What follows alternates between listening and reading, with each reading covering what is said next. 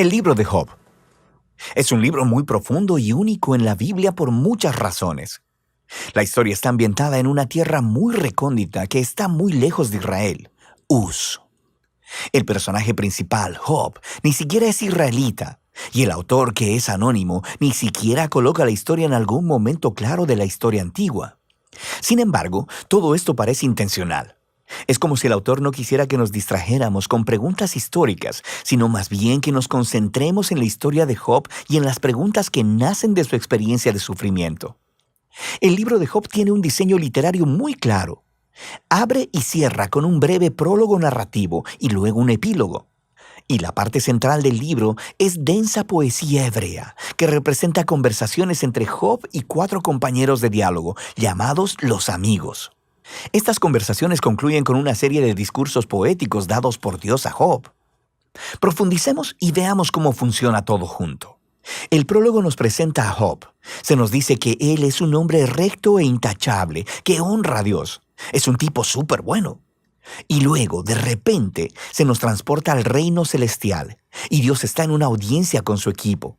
Es una imagen muy común en el Antiguo Testamento que describe cómo Dios gobierna al mundo. Y entre los seres celestiales está una figura llamada Satanás, que en hebreo significa el acusador o el fiscal. Y es como si estuviéramos viendo la escena de un juicio. Dios presenta a Job como un hombre verdaderamente justo. Y luego, el acusador reta la política de Dios de recompensar a las personas justas como Job.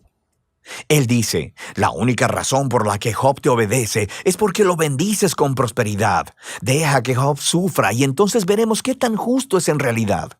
Y luego, Dios accede a permitir que el acusador cause sufrimiento sobre Job. Ahora, en este momento de la historia es cuando la mayoría de nosotros nos preguntamos, ¿qué? ¿Por qué Dios hizo eso? Y luego, asumimos que este libro responderá a esa pregunta, ¿por qué Dios permite que las personas buenas sufran? Pero sigues leyendo y el libro no responde esa pregunta. Nada en el libro responde jamás esa pregunta. El prólogo está preparando las verdaderas preguntas que este libro quiere abordar. Preguntas acerca de la justicia de Dios y acerca de si Dios gobierna el mundo de acuerdo al principio estricto de la justicia. Y las respuestas a esas preguntas llegan conforme vas leyendo hasta el final del libro, no en el principio. La razón final del sufrimiento de Job jamás se revela.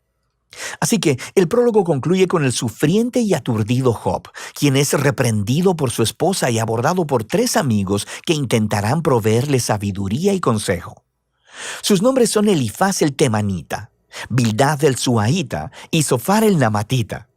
Al igual que Job, ninguno de ellos es israelita y representan lo mejor del pensamiento del antiguo cercano oriente acerca de Dios, el sufrimiento y la condición humana. Y esto nos lleva a la parte principal del libro. Primero habla Job, y así es como funciona esta sección del libro. Primero hablará Job y después le seguirá la respuesta de un amigo. Luego Job le responderá a ese amigo. Luego otro amigo responderá la respuesta de Job. Y así de un lado a otro durante 3 ciclos. Y todo este debate se enfoca en 3 preguntas.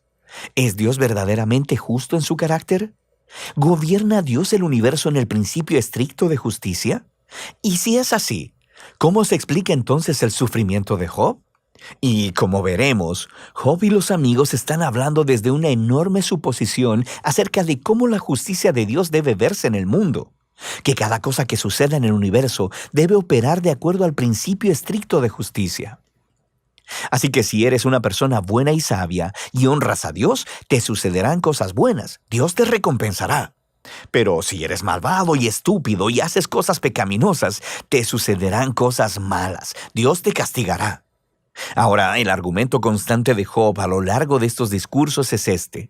Primero, que él es inocente, así que la implicación de eso es que su sufrimiento no es un castigo divino. Sabemos por el prólogo que ambas cosas son verdad. Recuerda, Dios mismo dijo que Job era recto e intachable, así que Job concluye su argumento acusando a Dios. O Dios no gobierna el mundo de acuerdo a la justicia, o aún peor, simplemente Dios es injusto. Los amigos, por otro lado, están en desacuerdo. Su argumento es que Dios es justo. La implicación es que Dios siempre gobierna el mundo de acuerdo a la justicia de esta manera, así que concluyen acusando no a Dios, sino a Job. Job tuvo que haber hecho algo muy, pero muy malo para que Dios lo castigue de esta manera. Ellos incluso empiezan a inventar posibles pecados que Job debió cometer. Job protesta a todo esto. De hecho, se molesta tanto con los amigos que eventualmente se harta de ellos. Lleva su caso directamente a Dios. Ahora, algo que hay que tener en cuenta es que Job está en una montaña rusa emocional en estos poemas. Él pensaba que Dios era justo, pero ahora no puede reconciliar esto con su sufrimiento. Así que en algunos arranques, él acusará a Dios de ser un bravucón. En una ocasión incluso declara que Dios ha orquestado toda la injusticia en el mundo. Pero al momento en que pronuncia ese pensamiento, se aterroriza de éste, porque él quiere tener esperanza y creer que Dios es verdaderamente justo. En esta sección, Job está fuera de control. Así que hace una última declaración de su inocencia y luego demanda que Dios se aparezca personalmente para explicarse. Es en este punto que se aparece un amigo sorpresa, Eliú el Busita. Él no es israelita, pero sí tiene nombre hebreo. Y Eliú tiene las mismas suposiciones que Job y sus amigos. Él alega que Dios es justo y que eso implica que Dios siempre opera el universo de acuerdo a la justicia. Pero luego Eliú llega a una más sofisticada conclusión de por qué las personas buenas sufren. Podría no ser un castigo por el pecado en el pasado. Dios podría estar infligiendo sufrimiento como una advertencia para ayudar a las personas a evitar el pecado en el futuro. O Dios podría usar el dolor y el sufrimiento para forjar carácter o para enseñarles lecciones valiosas a las personas. Eliú no pretende saber por qué Job está sufriendo, pero él está seguro de algo. Job está equivocado al acusar a Dios de ser injusto. Job ni siquiera le responde a Eliú, y el diálogo termina. Es como si la sabiduría de los antiguos se hubiera agotado y el misterio permaneciera. Y luego, de repente, Dios se aparece en un torbellino y le responde a Job personalmente. Primero responde a la acusación de Job de que es injusto e incompetente para gobernar el universo. Así que Dios lleva a Job en un tour virtual del universo y le empieza a hacer todas estas preguntas acerca del orden y el origen del cosmos. ¿Estaba Job ahí cuando Dios diseñó la tierra u organizó las constelaciones? ¿Job ha ordenado alguna vez la salida del sol o controlado el clima? Dios tiene sus ojos en todos estos detalles cósmicos que Job ni siquiera ha concebido. Luego, Dios empieza a entrar en detalles describiendo los hábitos de pastoreo de las cabras de montaña y de cómo los ciervos dan a luz o de los patrones de alimentación de los leones y los burros salvajes. ¿Cuál es el punto de todo esto? ¿Recuerdas la suposición de Job y sus amigos acerca de cómo se vería el mundo si Dios gobernara de acuerdo a la justicia? Debajo de esa suposición está una más profunda, que Job y sus amigos tienen una perspectiva lo suficientemente amplia para declarar cómo Dios debe gobernar el mundo. Y la respuesta de Dios con este tour virtual destruye todas esas suposiciones. Primero que nada, muestra que el universo es un lugar vasto y complejo, y Dios tiene sus ojos sobre todo, cada detalle. Job, por otro lado, solo puede fundamentarse en el pequeño horizonte de su experiencia de vida. Su visión del mundo es muy limitada, así que lo que parece injusticia divina desde el punto de vista de Dios necesita ser visto desde un contexto infinitamente mayor. Job simplemente no está en la posición para hacer una acusación tan grande acerca de Dios. Después del tour virtual, Dios le pregunta a Job si le gustaría administrar cada detalle del mundo por un día, de acuerdo al principio estricto de justicia que Job y sus amigos asumieron, castigando cada mala obra de cada persona a cada momento con la retribución exacta. Y el hecho es que aplicar la justicia en un mundo como el nuestro es extremadamente complejo. Nunca es blanco y negro como Job y sus amigos parecen pensar, lo que lleva al punto final de Dios. Él empieza a describir dos criaturas fantásticas, Behemoth y el Leviatán, los cuales algunas personas piensan que son descripciones poéticas de un hipopótamo y un cocodrilo.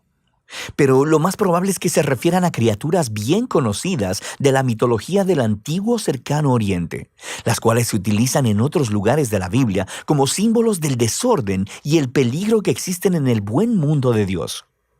Estas criaturas no son malvadas. Dios, de hecho, está bastante orgulloso de ellas, pero tampoco son muy seguras.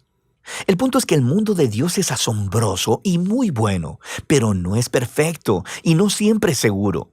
El mundo de Dios tiene orden y belleza, pero también es salvaje y a veces peligroso, como estas dos criaturas fantásticas. Así que volvemos a la gran pregunta del sufrimiento de Job. ¿Por qué hay sufrimiento en el mundo de Dios? Ya sea que venga de los terremotos, los animales salvajes o de otros humanos, Dios no explica por qué. Lo que Él dice es que vivimos en un mundo extremadamente complejo y asombroso, que por lo menos en este punto no está diseñado para prevenir el sufrimiento. Y esa es la respuesta de Dios. Job retó la justicia de Dios. Dios responde que Job no tiene suficiente conocimiento acerca de nuestro universo para hacer esa declaración. Job demandó una explicación completa de Dios, y lo que Dios le pidió a Job es confiar en su sabiduría y su carácter. Y así, Job responde con humildad y arrepentimiento. Pide perdón por haber acusado a Dios y reconoce que sobrepasó sus límites. Y luego, de repente, el libro concluye con un breve epílogo. Primero, Dios dice que los amigos de Job estaban equivocados, que sus ideas acerca de la justicia de Dios eran demasiado simples y no correspondían con la complejidad del mundo o la sabiduría de Dios. Y luego, Dios dice que Job ha hablado correctamente acerca de él. Ahora, esto es sorprendente, porque no puede aplicar a todo lo que Job dijo. Quiero decir, sabemos que Job llegó a conclusiones precipitadas y equivocadas, pero Dios incluso así aprueba su lucha. La manera en que Job vino honestamente delante de Dios con toda su emoción y dolor y simplemente quiso hablar con Dios mismo. Y Dios dice que esa es la manera correcta de procesar todo esto, a través de la lucha de la oración. El libro concluye con la salud, la familia y la riqueza de Job siendo restauradas. No como recompensa por el buen comportamiento, sino simplemente como un regalo generoso de Dios. Y ese es el final del libro. Así que el libro de Job no descifra el enigma de por qué suceden cosas malas a la gente buena.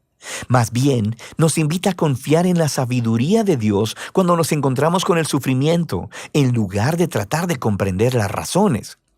Cuando buscamos razones, tendemos a ya sea simplificar a Dios, como los amigos o como Job, y a acusar a Dios basados en la experiencia limitada. Y así es que el libro nos invita a llevar nuestro dolor y nuestro pesar con honestidad delante de Dios y a confiar en que a Él realmente le importa y sabe lo que está haciendo. Y de eso trata el libro de Job.